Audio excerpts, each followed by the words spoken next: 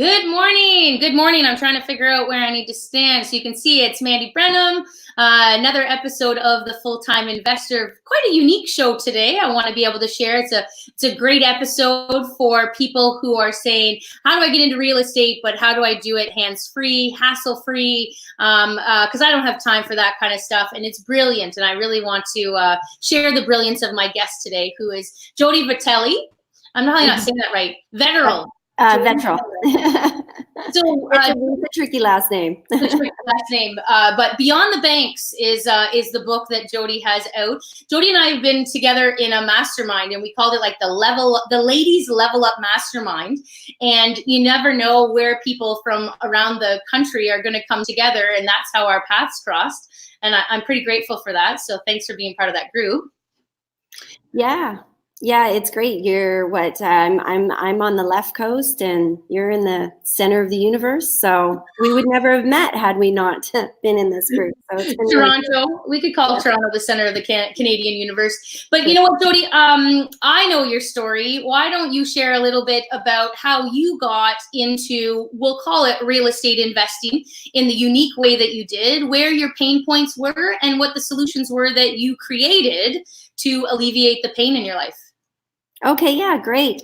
And just little side note, I absolutely love what you do with this show. This is fantastic, and I feel really honored and grateful to have been invited on here. So you got a really professional setup. I love it. So thank you. Okay, so yeah, my story.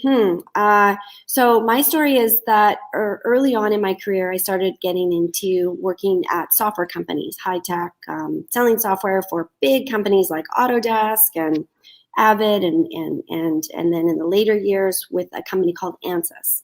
So I was 20-year solid career in software sales, which was great, and I was a road warrior. I had big territories, across Canada, Western North America, that kind of thing. So, and, I was making good money. And one of the things that I kind of realized as I went through this, and you see people come and go, and you just never know. And it was, it was quota-based, and, all the companies I worked for were publicly traded on the NASDAQ. And, like they say in sales, you're only as good as your last quarter.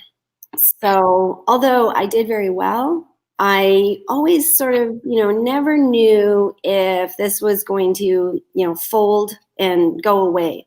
So I wanted to make sure that I was doing smart things with my money while I was in those earning years, and, making those big commissions and really sacrificing my life, right? Because although it was fun, and, especially during my early 30s and traveling around and all that kind of stuff, lots of money. Yeah, but it's, the novelty does wear off, and then you're just like, oh, I gotta go, here, I gotta go there. And yeah. So that was great. But so I started taking real estate education early on, like in early 2000s. I got hooked up with a real estate education company back east, in your turf, out of Hamilton. I don't know if they're really functioning anymore, but they were good. They gave me the insight into all sorts of different models within real estate. And as you know, there's many different ways to make money in real estate. I mean, it's just endless, and you just kind of got to find what works for you with your schedule, your time, your energy. And what ended up working for me was the buy and holds. I had already dipped my toes in and had a couple of rentals before I even took real estate and real estate education, but I knew that I needed something. So I started doing that, and I did start learning about private money immediately, but I kind of was very leery about investing in that way. I didn't really fully get it. I had a little bit of trust issue. And then I thought, no, I just want to own my own real estate. Like, I don't want to get, mixed up in somebody else's stuff, right? So I went along the way, and I bought houses, across Canada, long-term buy and holds, got into the US market at a great time, bought some of those houses, that kind of thing. I was also investing with a financial advisor who was supposedly one of the best in BC, you know, and had her own branch of investing and everything. And I just, you know, found that that was the thing that just consistently did not perform. And I was consistently confused and frustrated. And I just felt like I was dealing with a spin doctor all the time. So I started kind of getting the attitude like I really need to figure this out on my own. Now, in my mid 40s, I did have a baby, and when I went after my nice Canadian mat leave, when I went back to work, I was selling engineering simulation software. So, high end physics across the board, like dealing with crazy, amazing customers, but like crazy technology. It was like being in university every day. And I just thought, you know what, like this is rough, like to be trying to manage a job like this with a child. My husband was on the road all the time. So I rolled up my sleeves and I started, figuring out, what it would take for me to find financial independence. Okay. And I had been dabbling in private money lending. I'd met, some people out of a real estate network education company that I deal with down in the States called Fortune Builders. I'd done my immersion down in the Washington State. So, and I just had some money kind of sitting there that I was going to buy another property, and I didn't. I had $50,000 to play with. And there was somebody who was looking for $50,000 at a double-digit return plus a couple points. And I just thought, I'm going to try this. It was a really short-term, in and out cosmetic flip they were doing. And I think my money was used for a month and 11 days, and I made $2,000 US. So I was like, I kind of like this. This was like the easiest thing I've ever done to make money. Yeah. And so, I started exploring private money and really learning about, making sure that I was secured and doing my homework and all of that kind of stuff. And then I met, as I know on the show before, the Epic Girls. I met them at a conference, and some other active investors. And I worked really closely with them to say, hey, this is what I'm trying to achieve. And they were like, this is what we're trying to achieve, and we could do this with this, and put it together. And lo and behold, I then had the financial, I was hitting my financial goals for what I needed to feel comfortable to leave, which created the space for me to, well, first of all, I got to fire my boss. So that was really cool. But I did have I'm done. And this is the reason why, and it's because of you, but thank you, because you're the catalyst that lit the fire and got me into all this. So, so I basically had that, that foundation. And I knew I had a book in me, and I started writing Beyond the Banks. I just have the little glass, Yeah. Oh, there. Let's put it up in the corner there too. Where did that come from? Beyond the Banks. Like, what do you mean beyond the banks? Just kind of describe where you're probably going to go into, title your book, what it means, but what is your definition of beyond the banks? Yeah, it's really all about investing beyond the banks. It even goes further to introduce the idea of getting insured beyond the banks and getting mortgaged using independent mortgage brokers over using bank mortgage brokers, and the reasons why and what are the differences. But really, it's about investing beyond the banks. It's obviously banks are part of the equation because we have our money there and all that kind of stuff. But I don't need to have my money, invested through a financial advisor at the bank. I don't need to, I basically have these different funding strategies. I looked in all corners of where I had assets or underperforming assets or credit equity, that kind of thing. And just basically was like, if I'm going to do this, I have to get every corner of what I have access to working, making those double-digit returns. And that's what I did. So that's really what the book is. The book is giving you ideas about what it takes to be a private investor in real estate specifically, where you're backed by collateral, and how to just start looking at your own, getting your own financial reality in check, and just what are the different, terms, and how, what's an arm's length mortgage, for example, and, how can you be investing with RSPs and TFSA, and, how do you access, home equity? I mean, being in the Vancouver market, and as you know, in the Toronto market, yeah. I mean, we've done well with just market equity, right? With, we talk about them being instant millionaires, and you're like, you wake up, and I say wake up as in you beautifully genius bought a house because you needed it 10 years ago in these markets, Vancouver and Toronto, and you're a millionaire. But if you're not accessing the capital, the equity in your home, then you're really only kind of going with the fluctuation of the market. Whereas if you took control of that equity, you're able to invest it in various different aspects. So that must be one of the ways that you're describing people. These are a lot of concepts that are not mainstream concepts, that are not mainstream discussions. Like, how do you unlock somebody who might be like, Jodi, you're talking to me. I have a house in Toronto, and it has, a $200,000 mortgage, and my neighbor just sold for $1.5 million. Like, but I don't know what you mean. I don't understand, and how do you start to make some sense for these people to say, here is an investing opportunity? Yeah. And for me, when I hear that, I hear, wow, why are you still working? Because, all it is a conversation, and you want to do this, you want to have these conversations and get this structure, this stuff structured while you are working. You don't want to do it after you quit your job. You want to get everything in place before you quit your job. Right. So, but yeah, I mean, restructuring your mortgage and being able to access that kind of equity and loaning that out secured against the collateral of real estate, making double-digit returns, that is life-changing. That is that changed my life. I was, I had my RSPs and my TFSA working. I had a few other things, but it wasn't until I restructured 2 mortgages, one where I had it all paid off. It was an investment property. It was my original condo that I lived in, actually.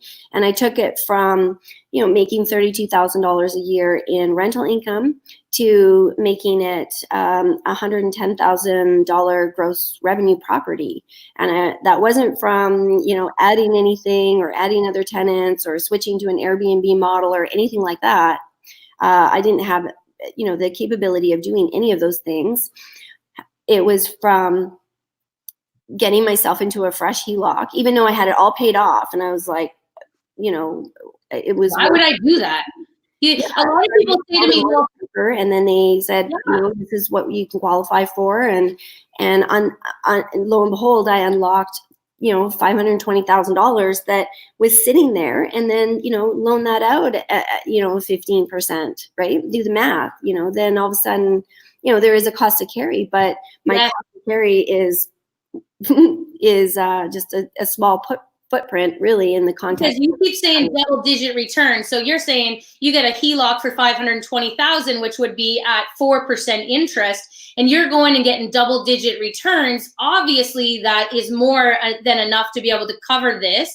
Plus, you said you were making $32,000 on rental income, which right there, maybe your income's gone down a little bit because you've got some expense now, but you're still over and above. So you're just, and you said it before, you're like squeezing, you're making sure that every aspect of your funds is being invested. And you must have a model. I know you talked the other day about a balance sheet. So, somebody might be saying right now, I don't even know where I have money locked up. So you certainly would walk people through that kind of exploration of where they're holding their wealth. Absolutely. You definitely want to get those numbers down. That's the unfun part, I guess. Or some people might think it's fun if you're a detailed oriented person. I've got some baby partners that love that stuff. And I'm like, you do you, I'll do me. Yeah, exactly. So yeah, so you basically want to get your numbers down, and then you really get your financial reality in check. You want to get your financial reality in check, so you know where you can start with and where to have those conversations, and really getting all those numbers down ahead of time before you talk to the mortgage broker or do any consult is best, because you already have the numbers there. They're in front of you. You can just open it up, the document on your computer while you're having the conversations. If you have to fill out another application and all your numbers are handy. So do the work up front. It's a short-term pain for a long-term gain. Once you get your foundation set up and you've got readvanceable funds, whether it be from home equity or some sort of unsecured line of credit. Even I play with that. Right. If it's with RSP, TFSA, once you have your foundation set up, then it's just really a matter of finding the people that you want to be investing with. Right. Well, where do you I have an event that I go to quite regularly, and I describe the investors as kids in a candy shop. They're just like, ooh, I think I'd like a little bit of this one and a little bit of this one and a little bit of this one. And then, at the end they leave and they go, okay, I'm going to let it all sit in because I don't like to buy on the spot. I like to go home and digest all this stuff. But then they get into almost information overload and they don't go and do anything. So you say there are so many options. Once you're in the industry, you can see these options, but what are some of the things that you would advise people? I mean, yes, you have some very highly qualified people, but what are some of the qualifications that you look for in knowing if an investment is something that you would go into, if you have a checklist or something? Yeah, I mean, it's a lot of it comes down to the interview with the active investor, and then the numbers that they're presenting, and do these make sense? And you need to understand how to analyze these numbers, because there's spin doctors in the financial institutions. There's spin doctors there in the real estate investing market as well. So you do have to be careful. You have to do your due diligence. You need to understand how to do the deal analysis that they put in front of you. And I do have an online video course that I teach. It's called beyondthebanks.academy, or that's where it can be found, but it's Beyond the Banks Academy. And one of the things that I teach in there is money rules. Okay. So I have a set of money rules, okay. And I have several money rules, but my top three sort of, my most important ones, I would say, is the first one is, do I understand what I'm invested in? So that's me understanding who I'm investing with, what the project is, how my money is working within that project. My second is, can I sleep at night? Meaning, I like that one. Yeah. Am I secured in some way? If it isn't a secured loan, like say, for example, it's investing into limited partnership or something, what sort of mitigated risk has been done by the company, and checking out who all those players are as well. Yeah. And then the third, and I think one of the most important thing that so many investors do not have this conversation is, what is the exit strategy? What is the exit strategy? Yep. Like, it's shocking to me. It is shocking to me how many people that I talk to that don't even think about that. And it's like, what needs to happen in this project in order for you to get your money back? Yeah. You need to ask that question. You need to understand. So if they're saying, oh yeah, you'll get your money back in 6 months, it'll be great, Okay, so what needs to happen here? Like, is it a fix and flip and you're selling on the open market? Or is it, I mean, I've come across some really wacky stuff where it's like, like someone's investing in, like on one project just to get some, I think, working capital for another project, but it's not clear as to what needs to happen with that other project in order for you to get your money back. Like, it's all that kind of stuff. So you definitely want to understand what the exit strategy, always. Mm-hmm. I like the sleep at night. I know that they're, even so on my world, I go, is this a property that I would want? And if a property keeps me up at night, I remember rolling over to Larry one night and he was still awake. And I was like, are you thinking about this property? He's like, yes, I'm thinking about the property. And I was like, that's it. We're done. We're not going into this deal, because if both of us are awake at 2:00 in the morning because we can't sleep because of this project, then it's probably not a deal that we want to do. And same with private lenders. If you're like, I'm not sure, there's a hole in the story. We almost just had that conversation in our mastermind. So, I mean, it happens at all levels here to be like, do I want to go in? I heard this. I'm not sure. I liked this. This sounded good, but this, I'm not sure. And gosh, people, if you can't connect and be able to say that this is not something that's going to occupy space and time in your mind, that's mental clarity is super important. With my JV partners, I want them to know, like, you're going to pass this off to me. I want you just to know that, like, you've passed me the hot potato. This is my expertise. You go. And so when I know that my partners have gone to Greece for 3 months, I'm like, he's obviously not taking up any mental space in his mind, knowing that the asset is secured. And that was like, it was actually very verifying to me that I've created a space of confidence for people. So you really want to make sure that whatever your investments are, that you can have that mental clarity around not worrying about, am I going to get my money back? What's happening next? What's happening next? So. Absolutely. Yeah. And if there are holes in the story, communicate, ask those questions. If, maybe it's something that they're not thinking of, that, I like to give people a chance. I have worked with, when I started working with Epic, I was their second investor. So they were, they had done, I think their first investor was JV that they had done. And I came in as their second investor, where it was more traditional in terms of what they're doing now.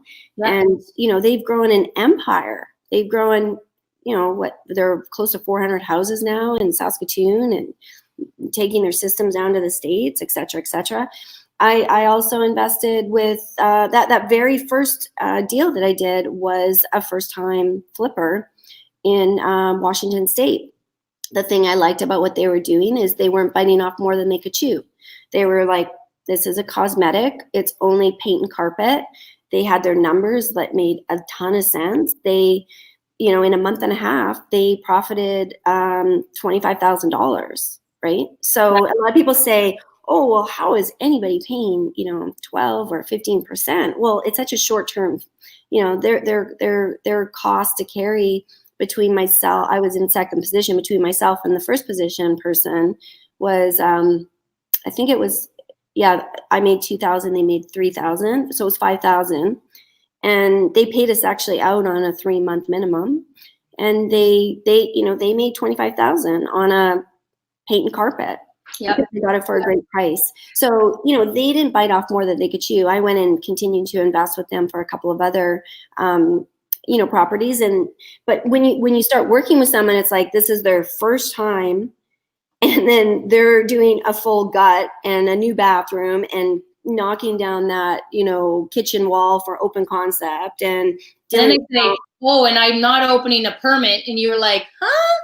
Exactly. Yeah. Those are a lot, that's a lot of the stuff you want to learn about, because, okay, so if they don't open up a permit, and that's definitely like a question to ask when you're dealing with somebody who's flipping properties. It's like, well, is there anything that needs to be permitted?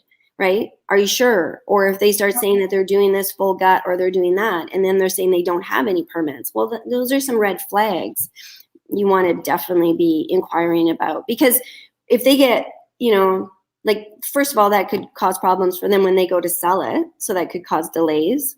And can they afford the delays? This is some of the analysis, right?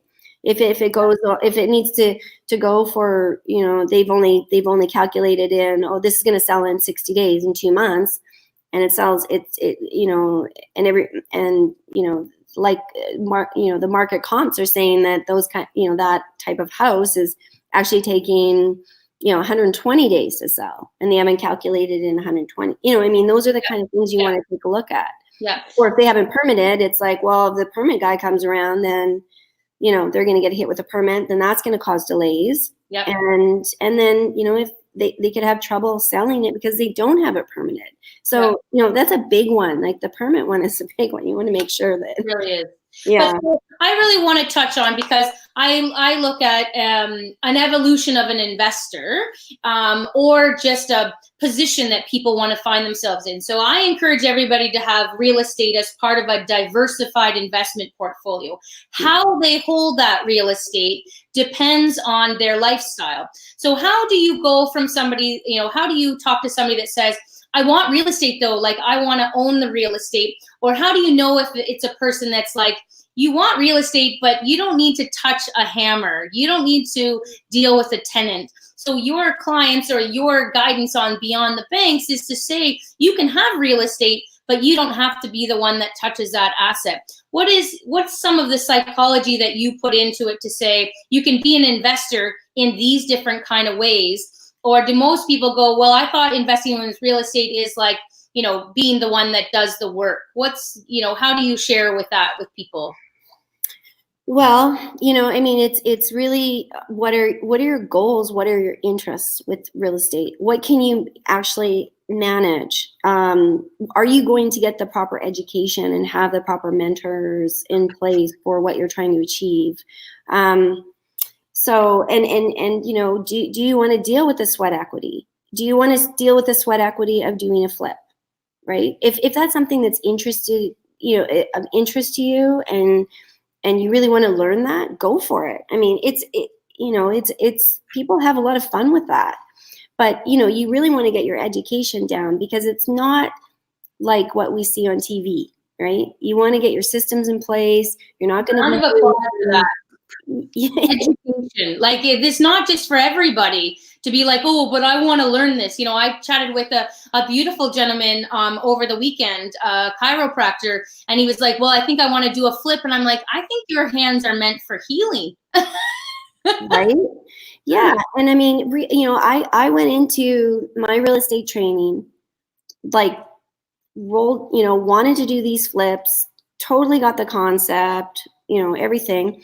But it wasn't, I didn't have the time for that. I was on a plane. I was doing 120 miles with Air Canada. I was like, I was managing my airline status. You created the frequent flyer program? Yeah. I didn't have time to go and flip a house or, do any of that kind of stuff, because you have to be there. I mean, it's a big deal, and every day counts. So it's not something you want to do like as a side project that you can, I'm going to take 2 weeks and go do this trip and come back. No, you have to work at that every day, because every day that you're holding that property, you have holding costs, you have financing costs, you got contract, you got everything to coordinate. Like, you can't go and just like leave for 2 weeks and do that. No, you have to keep things going. So I didn't have the space in my life to do something like that. I came to the sad conclusion at that time that now all I could really do is buy and hold. I've had, since 2003, I guess, I've had tenants, and, I've had good tenants, and I've had some really bad tenants, and, and I've lived and learned, and I've done my tenant branch and all of that kind of stuff. And I'm kind of at a point where I really enjoy the passive investing. I really enjoy making double-digit returns, having my money work in the background. Well, I can do other things like, share the knowledge of how to do this, and, be just, spending my time in a different way where I'm not stressed. I mean, really, like, to be a private lender, once you've got your financial foundation set up and you've got your people that you work with, it's just a rinse and repeat. So it's a matter of, making sure that when the mortgage is going to close out, the loan's going to close out, that you're available to run down and get something notarized, for example, or making sure that on the day that you say that you're going to put your money in and transfer your money, you go and do that day. It's not like, I'll get that done tomorrow. No, they're counting on you for that date. Don't muck around with that kind of stuff. Yeah. I mean, that's the other thing. Like, don't be a PITA. I have a chapter on that. Don't be a pain in the ass. So, once you've done your deal analysis and your due diligence, and and you give a yes, make sure you're communicating with that active investor where your money is at, and make sure that the date that you guys come to the conclusion of, whether it's, whatever it is, the date that you have to transfer the money or you have to go to your lawyer, you follow through. Don't mess around with this, people. Like, I cannot believe some of the stories that I hear, and I have no patience for it, because you wouldn't mess around if you're going to get a mortgage for your own house and your closing date was whatever date. You're going to make sure that you've got all your ducks in a row and that your mortgage broker and everybody's ready for that date. You don't miss a date. I cannot get over what people do to these active investors. And it's, you don't pull out at last minute. You start doing stuff like that, you're going to get a reputation and no one's going to want to deal with you. So just go back to dealing with your financial advisor and invest in your bloody mutual funds, and don't stop wasting everybody's time. So I think you've also touched on another good point. If you're nervous Nelly and you can't make a decision or you can't come to a thing, I fired private lenders. I'd be like, I don't need you anymore. You had a purpose, but I don't need to be sending you photos all the time, all this kind of stuff. So there's certain things that I'm like, I'm okay if you're nervous, but I'm not okay if your nervousness now affects my timelines and my deadlines and, like what I need to do in it. So it's almost, back and forth. So then you say to somebody who's super nervous, maybe you should go and secure yourself on title. Like, make sure you're secured. So you're not going, I get people who are like, ooh, 20% return, it's a really good return. And you're like, yeah, but that's not, there's Jodi's, your rules is, but can you sleep at night? And if you can't sleep at night because you're getting a 20% return, which made you excited, but it's a high risk return, don't enter into it. Well, yeah. And just like my money rule is like, can I sleep at night? If I'm being a PITA with an active investor, like you're saying, like if you've got somebody who you're working with as a passive investor and they're keeping you up at night, get rid of them. Yeah, I know. I think it's really important, like we're definitely out there to be able to help other people, but we're acknowledging our own mental space as well to say, Is it worth dealing with private lenders? Is there one private lender? I'd even be willing to pay a higher point or two to deal with a better lender than somebody who's, going to give me a lower rate of return or, different terms.